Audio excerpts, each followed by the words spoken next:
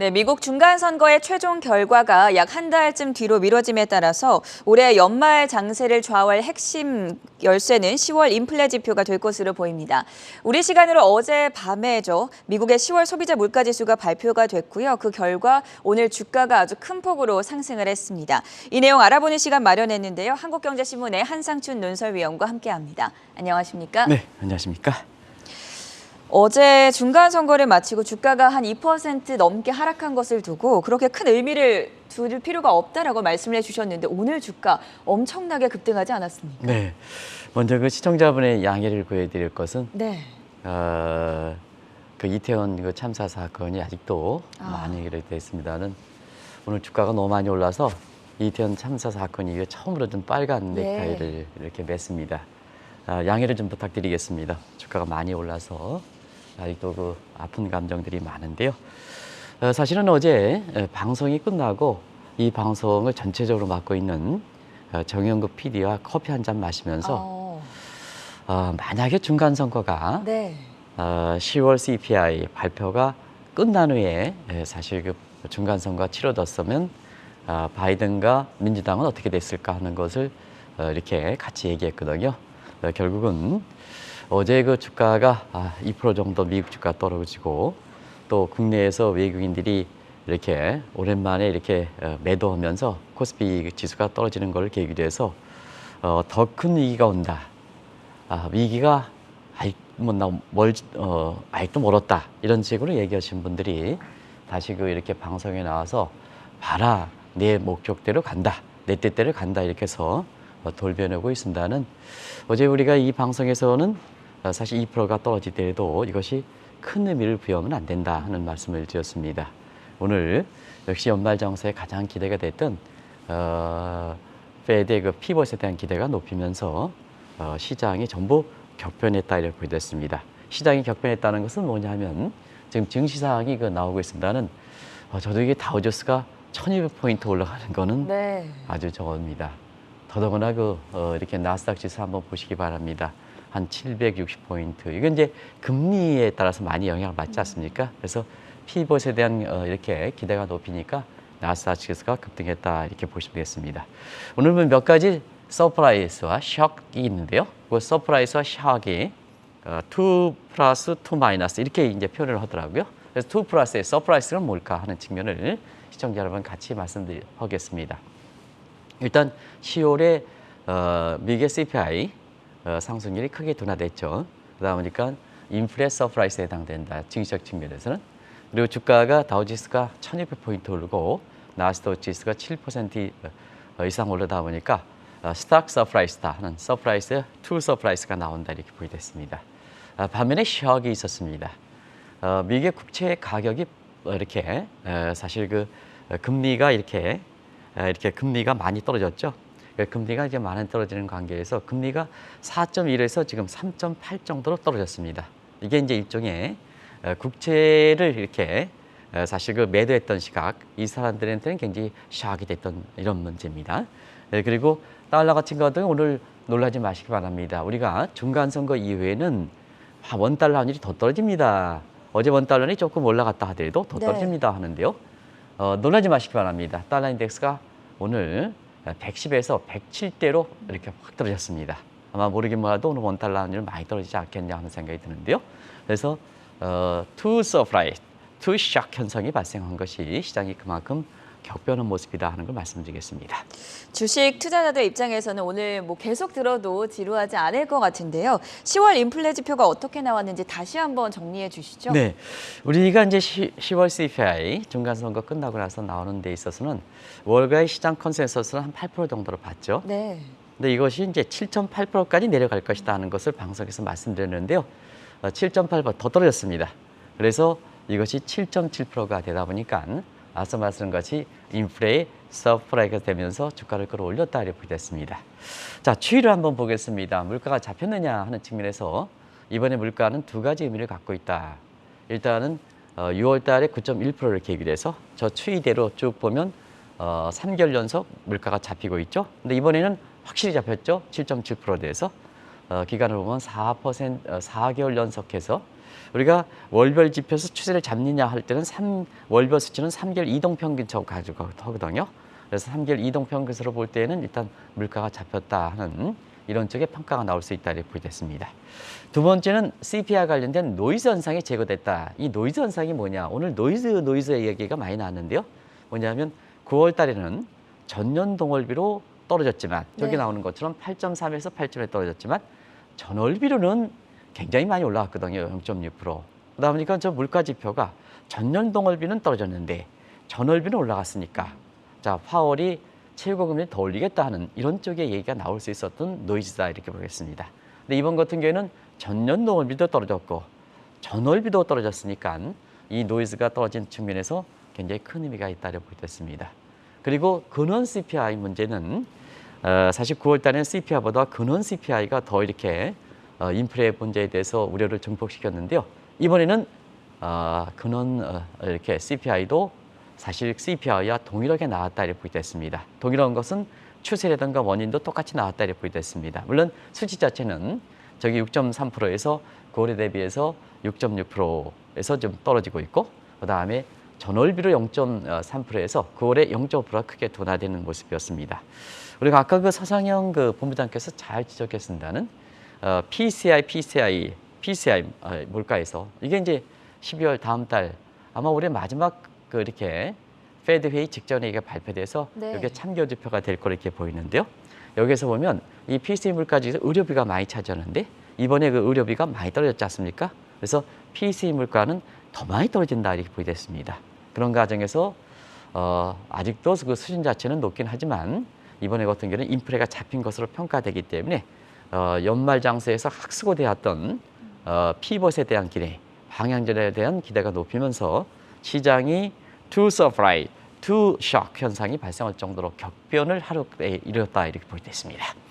10월 인플레가 이렇게 크게 안정됨에 따라서 연준의 통화정책 방향 전환 기대감, 그러니까 피복 기대감이 더 커지지 않았겠습니까? 네, 현재 그 피복 기대감 할 때는 뭐 잉크도 마르기 전이었죠. 11월 페드 회의에 이 피벗에 대한 입장을 한번 보겠습니다. 그래야 시청자분이 이번에 소비자 물가가 하락한 부분에 대해서 피벗에 대해서 어떤 걸까 하는 측면을 알게 되거든요. 네. 그래서 피벗에 대한 입장을 한번 보겠습니다. 11월 달에는 피벗에 대한 얘기가 사실 그 상당히 그 중요했던 것은 올해 그 연말 장세 이렇게 쭉 올해 그 3월 이후의 장세를 보면 결국은 페드와 파월의 매파 발언, 경우에 따라서는 페드의 매파 발언이 미국뿐만 아니라 전 세계 증시를 좌우했다는 것은 다들 아실 거로 이렇게 보이거든요. 그래서 3월 이후서부터는 금리 인상이라든가 파월의 매파 발언, 그 다음에 페드 인사된 매파 발언이 주가를 떨어뜨리지 않습니까? 근데 증시 붕괴론이 나왔던 9월 달에 보면 우리가 이 시간을 통해서 일부 사람이 우리 코스피 지수가 1,800, 1,500 간다 붕괴론 나오고 외환위기가 제2위액은 1,600원, 2,000원 념에서 외의가 나와서 우리 증시라든가 경제를 흔들었을 때 아주 유일하게 가능성이 적습니다. 이렇게 시청자 여러분한테 새 정부와 관계없이 가능성이 적습니다 하는 쪽으로 이렇게 버팀목 역할을 했었는데요.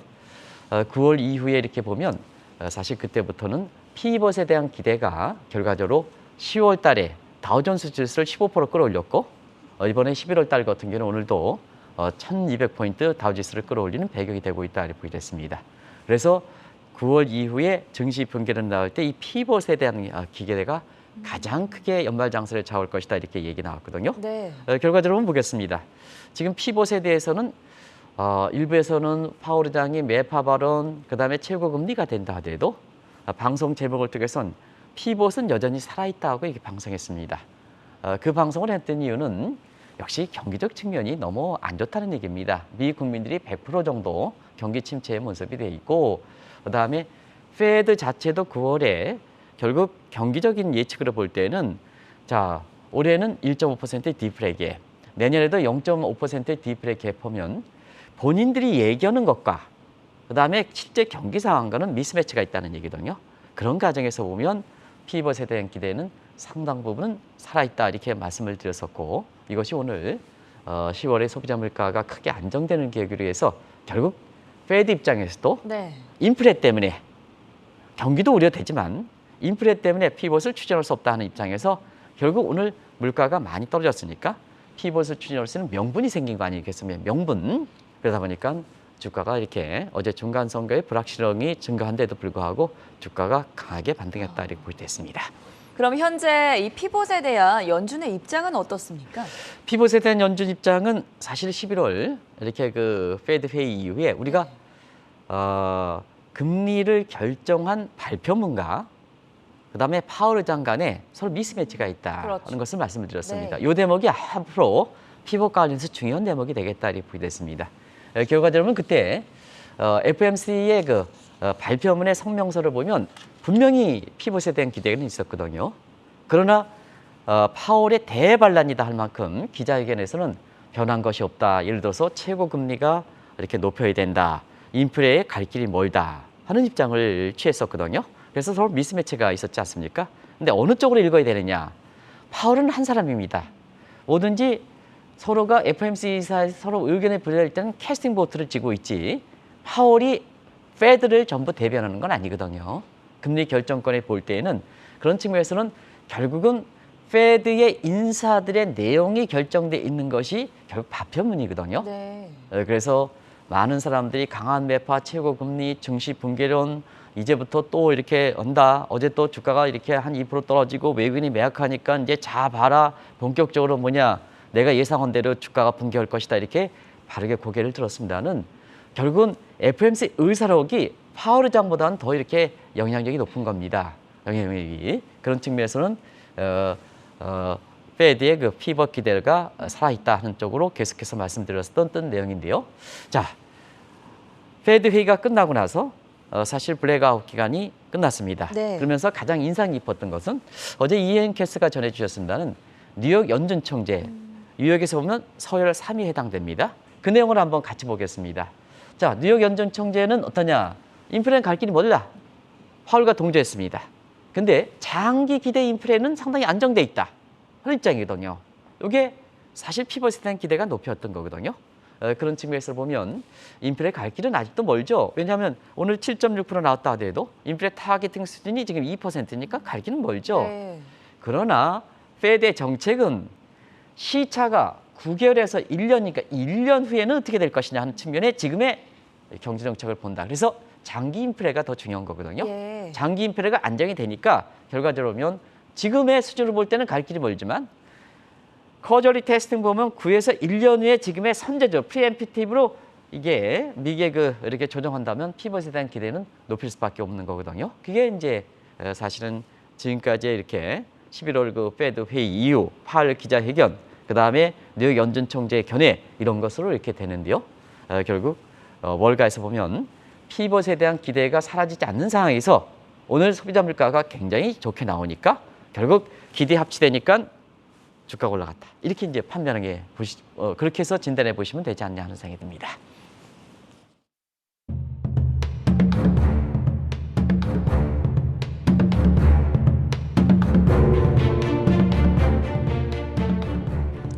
이번에 10월 CPI가 발표된 이후에 파월 연준 의장이 좀 곤란하지 않았을까 싶은데요. 결정적일 때 인플레 진단에 실패한다. 이런 비판의 측면에 있죠. 네, 사실은 오늘 파월이 아마 쥐구멍이 있으면 거기에 찾겠다 이런 쪽에 네. 월가에서 그런 쪽이 나오는데요. 페드는 가장 중요한 목적이 인플레를 안정시키는 거 아니겠습니까? 2012년부터 고용 물가가 이렇게 들어가긴 했지만 고용 창출이 들어가겠지만 가장 중요한 중앙의 목적은 일선 목표는 물가 안정이거든요. 네. 물가 안정을 정확하게 하려면 진단과 예측이 정해야 됩니다. 왜냐하면 금리를 변경하면 9개월의 시점에 영향을 나타나기 때문에 9개월 후에 어떻게 물가가 되느냐 등을 프리엠프티브 선제적으로 해야 되기 때문에 굉장히 인플레 진단과 예측은 정확해야 된다 하는데요. 오늘부로 사실 파월 의장이 결정적일 때 인플레 진단에 2번이나 실패했다, 0% 실패했다는 얘기는 뭐 첫 번째 실패는 다들 아시겠죠. 이제는 판명이 됐죠. 작년 9월 이후에 인플레 일시적 실수다. 인플레가 일시적이다 할 때 이게 대실수가 됐죠. 결국 이것이 선제적으로 정치를 못하는 과정에서 올해 인플레 타겟팅 선을 4배나 웃돌 만큼 물가를 키웠다. 누가? 파월이 키웠다는 얘기입니다. 파월이 키웠다. 선제적으로 하지도 못하다 보니까. 근데 두 번째 실수를 보겠습니다. 두 번째 실수는 11월에 사실은 그 페드 의사록에는 피벗에 대한 기대가 이렇게 분명히 기대를 남게 했는데 기자회견에서는 이것을 다 멀리죠. 인플레 갈 길이 멀었다. 최고금리 더 올린다. 하다 보니까 페드의 발표문을 이렇게 되지 않고 결국 인플레 부분에 대해서 강한 매파 쪽으로 하다 보니까 결국 이번에 어땠습니까? 파월의 기자회견 은퇴했습니까? 우리 시간으로 11월 3일에 했지 않습니까? 지금 오늘 우리 시간으로 보면 오늘이 11월 10일이죠. 잉크는 마르기 전에 미국의 소비자 물가 상승이 8.2에서 7.6%확 떨어지니까 두 번에 걸쳐 실수한 거죠. 그래서 이것을 믿겠느냐 하는 이 측면에서 그렇습니다. 그래서 완전 고용도 2에서 3개월은 볼 게 없다 하는데 이게 지금 완전 고용 이렇게 달성한 상태고요. 네. 그래서 파월의 페드의 양대 목표에 해당되는 인플레도 실수하고 고용 창출에서 실수하고 누가 파월이지.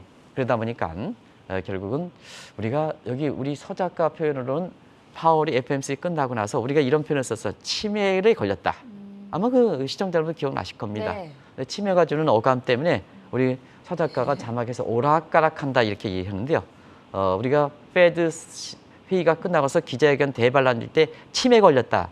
월가의 분위기를 그대로 전해주는 거거든요. 이런 상황이 연출될 수 있는 가능성이 있기 때문에 그런 얘기를 했던 거거든요. 그래서 지금은 파월이 치매에 걸렸다. 이런 얘기가 11월 3일 날 기자회견 했는데 잉크도 마르기 전에 11일 날 미국 시간으로 10일 날 일주일 만에 이게 미국의 그 소비자 물가가 크게 떨어지고 12월 1일 날 발표하는 PCE 물가는 더 떨어질 거로 보이거든요.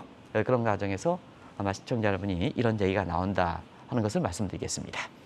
파월 의장의 매파적인 발언이 시장에서 신뢰를 얻지 못한다면 피봇에 대한 기대감은 여전히 살아있다 이렇게 봐야 되겠죠? 네, 아무래도 이제 피벗에 대한 기대는 우리 이제 벌써부터 12월 달에 미국의 그 페드의 금리가 0.5% 이렇게 예상이 벌써부터 쫙 나오지 않습니까? 네. 아까 우리 캐서분께서 전해주고 있습니다는 그게 왜 나올까? 나올 만한 근거가 충분히 되기 때문에 그렇다는 걸 말씀드리겠습니다. 그런 과정에서는 역시 피벗에 대한 기대는 앞서 말씀드린 같이 경기 침체다. 그래서 자막을 다시 한번 보여주는 겁니다. 그래서 금리 체계에서 보면 최단기물인 3개월물과 10년의 역전 현상이 발생했고, 그다음에 일본적으로 이렇게 단기물과 장기물 간의 이렇게 그 역전 현상이 보편적 잣대인 2년물과 10년물의 격차는 더 벌어지는 상태에서 미국 국민들의 체감적인 경기 침체 문제는 더 이렇게 확률이 더 높아지고 있기 때문에 이 문제 때문에 결국 물가만 잡기 위해서 파월의 방식대로 멀고 먼 배대로 줄기차게 금리를 올릴 수밖에 맞는 환경이 안 되고 있다 하는 것을 말씀을 드리겠습니다. 자, 오늘 그 달러 인덱스가 굉장히 많이 떨어졌죠. 네. 왜 그렇게 떨어졌을까 하는 측면에서는 이제는 인플레를 이렇게 수출하기 위해서 앨런이 이렇게 강달러를 유도하는 대책이 국제적으로 너무 많은 저항을 받고 있다는 얘기입니다. 그러다 보니까 오늘 중심통화인데도 불구하고 달러 인덱스가 어제 110에서 지금 107대로 폭락했던 것은 이게 달러 인덱스 중심통화를 보면 거의 폭락한 수준입니다. 그런 측면에서 보면 외부적인 저항감, 다른 국가들이 자 미국에서 인플레를 수출하는데 우리가 받아야 되는 입장에서는 그 나라 국민들은 뭐냐? 미국에 수출해가지고 수입물가 상승해서 인플레 고통을 당해야 되느냐? 어떻게 되겠습니까? 우리 윤석열 대통령 가만히 있어야 됩니까? 우리 원화도 절상시켜야 되지 않습니까? 이런 저항감이 많을 수밖에 없다는 측면에서 결과적으로 보면 인플레를 수출하는 달러 강세 정책도 이제는 저항을 맞고 있다 하는 측면에서 물가가 떨어지니까 금리 인상, 다른 국가 저항, 달러 인덱스 폭락 이런 수준이 되는 거죠. 그리고 어제 중간 선거에서도 이제는 어쨌거나 공화당이 다수당을 차지했거든요. 그래서 예산 결산의 주무부서가 미 의회이지 않습니까? 미 의회의 하원이지 않습니까? 여기서 바이든 정부의 재정 지출에 브레이크를 걸리니까 어떻습니까? 경기 문제가 더 침체될 우려가 있는 상태가 아니겠습니까? 그러면 통화정책 측면에서는 물가만 잡을 수가 없는 거죠. 이 재정지출 측면에서는 하원이 공화당을 차지하니까 재정지출이 더 안 된다. 그러면 경기는 그대로 떨어지는 거 아니겠습니까? 그래서 페드 입장에서도 그것이 금리 인상 속도를 조절하든 9월부터 추진하는 950억 달러의 QT를 내용을 추진하지 않든 아니면 규모를 줄이든 경기도 생각할 수밖에 없다는 측면에서 피벗에 대한 기대가 나온다 이렇게 보시면 되겠습니다. 그리고 누누이 말씀드리는 캐나다, 호주, 아일랜드, 노르웨이 같은 거는 이미 피벗을 추진하고 있지 않습니까?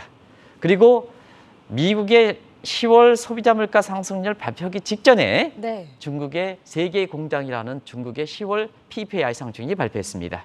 어떻게 발표했냐? 마이너스 1.3%, 디플레가 우려될 정도로 그랬습니다.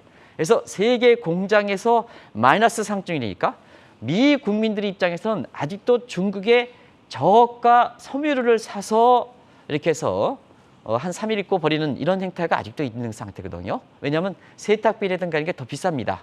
미국은 물가 지금 가뭄 때문에 물가가 비싸고 이렇게 전기료도 굉장히 비싸기 때문에 그냥 중국에서 들어오는 거 있잖아요. 3일 입고 3일이면 너무 빨리잖아요. 한 5일 정도 일주일 정도 입어야 되죠. 근데 미국 사람들 한 달 정도 입을 정도 많습니다. 네. 그래서 벗고 버리는 게 낫습니다. 버리는 게 낫습니다. 근데 미국의 수입의 저소득층의 중국에 대해서 보면 거기서 물가가 생산자 물가가 1.3% 떨어졌으니까 결과적으로 세계 인플레를 안정시키는 게 아니냐 하는 기대가 나올 수밖에 있기 때문에 오늘 미국의 소비자 물가 상승률이 크게 떨어진 것이 결국 체감적으로 보면 주식 투자한테는 월등히 대안을 높이는 쪽으로 나왔다 이렇게 보여졌습니다. 조금 전에도 말씀해 주셨지만 이번 중간선거 결과 이후에 공화당이 하원을 장악하게 되면서 이에 따라서 연준의 피복 가능성이 더 크다는 시각, 여기에 대해서는 어떻게 보십니까? 네, 앞서 내용을 이렇게 사실 어제도 전해드렸습니다는 요 내용을 더 진전된 사항으로 이렇게 간단히 이렇게 뒤쪽 부분이 중요하니까 네. 간단히 좀 하면 지금 상태에서는 어찌됐든 하원에서 보면 다수당이 차지하고 있습니다.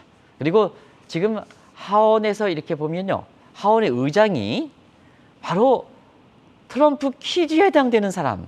펠로시에게 지금의 그 하원 의장과는 아주 정반대의 사람이 지금 하원 의장으로 지금 이렇게 강하게 부각되고 있습니다. 그런 점을 감안해 볼 때, 자, 어떤 분 같은 경우에는 하원에서 신승했기 때문에 정책 제동이 걸린다 하는데요. 자, 어떠냐? 대선이 가면 갈수록 명확하게 자기 입장을 밝게 된다는 측면에서 한 표라도 이기면, 한 석이라도 이기면 그럼 뭐 확실히 이긴 거다 이렇게 보시면 되겠습니다. 더더구나 캐스팅 보트를 갖고 있는, 그리고 민주당을 대변했던 낸시 펠로시가 뭐냐면 트럼프 키즈의 가장 강한 속성을 갖고 있는 사람한테 하원 의장을 넘겨준다는 케빈 얘기거든요. 메커시죠. 케빈 메커시죠. 그래서 넣는 겁니다. 그런 차원에서 어제 말씀드렸던 거거든요. 그래서 정책 제동이 확실히 걸립니다. 그러다 보니까 뭐냐, 재정 지출 부분을 결과적으로 보면 지출이 되다 보니까 앞서 말씀같이 연준의 입장에서 경기 문제를 생각할 수밖에 없기 때문에 피벗에 대한 기대가 높이는 상태에서 오늘 뭐 물가가 8.2에서 7점 이렇게 6% 떨어져서 인플레 타겟팅보다 아직도 없지만 왜 그럴까 하는 측면에서 여러 가지 정향으로 볼 때는 결국은 연준이 피벗에 나설 수밖에 없다는 이 가능성을 높였기 때문에 중간선 결과도 높았기 때문에 이렇게 실현 가능성이 높기 때문에 이 투자 심리가 위험자산 선호 심리가 높였다는 것을 다시 한번 말씀드리겠습니다. 마지막으로 연말 장세는 그럼 어떻게 전망하시나요? 결국은 연말 장세에서 보면 우리가 중간선거 이후에 이렇게 말씀드렸습니다. 중간선거 이후에 빅마켓이 형성되느냐. 제목도 그렇게 달았었고요. 네. 그다음에 환율도 많이 떨어질 것이다. 일부에서 이렇게 보면은 다시 제자리를 간다, 증시 붕괴론 내지는 환율도 다시 오른다 이렇게 이제 해서 이렇게 특히 어제 그 주가가 이렇게 코스피가 떨어지고 외국인들이 나가고 원달러이 조금 올라가니까 그런 시각에 강하게 비관돼서 이렇게 연말 장세에서 그런데요.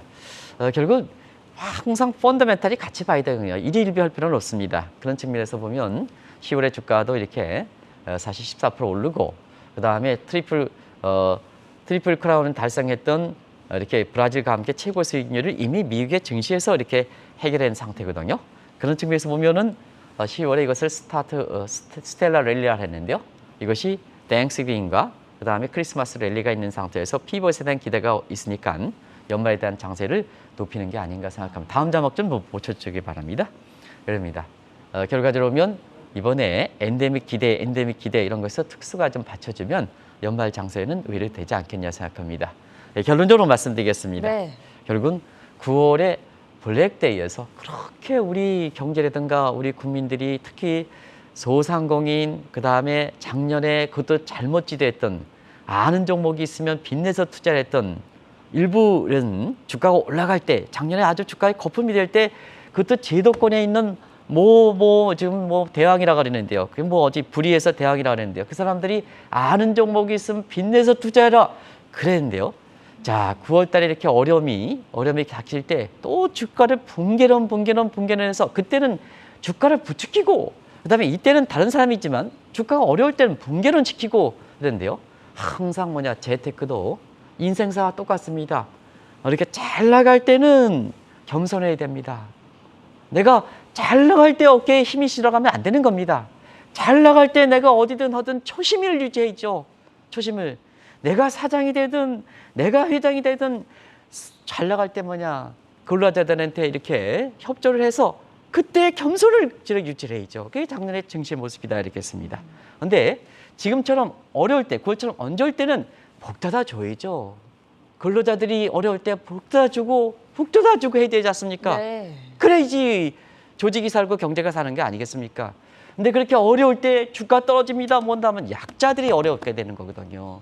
그래서 지금 상태에서는 최소한 그때 당시 얘기했던 증시 붕괴론, 제2의 외환위기론 제 목소리가 커집니다. 증시 붕괴론과 제2의 외환위기론은 사실 저걸 믿고 그때 주가를 매도했다라면 지금 상태에서는 얼만큼 또 슬픈 얘기가 있을까 하는 것을 그래서 재테크 주식시장은 인생사와 똑같습니다.